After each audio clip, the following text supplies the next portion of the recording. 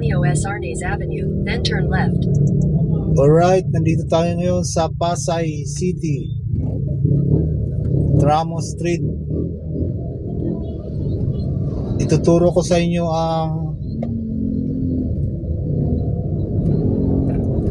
isa rin sa kinakainan ko na may masarap na gulay, para siyang chop suey na maanghang. Ang tawag ay gising-gising. Hindi ko alam kung chop suey ba siya o baka chop suey siya na maanghang lang, pero ang tawag sa kanya gising-gising. Dito lang sa Arnaiz Avenue, malapit sa Taft Avenue.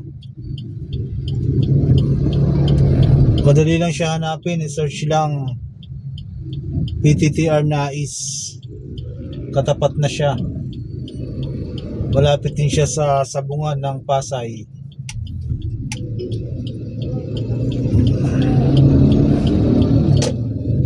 Pasay Cockpit Arena. Medyo mahirap lang ang parking dito kasi sa kalsada, pero sana may parking. Arnaiz Avenue lang siya, malapit sa Taft Avenue. Pag galing ka ng Taft Avenue, babaybayin mo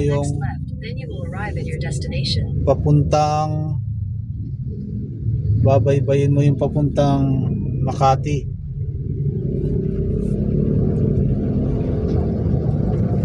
Yan, ayan na, PTT station. Sana naman may parking.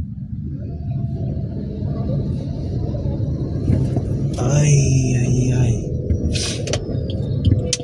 Marami rin silang pagkain, mga silog, may ano yata, sisling.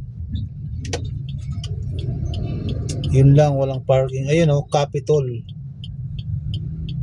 Pasay City's oldest restaurant.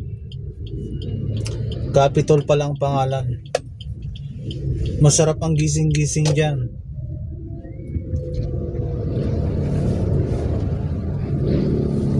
Ako mahilig ako sa gulay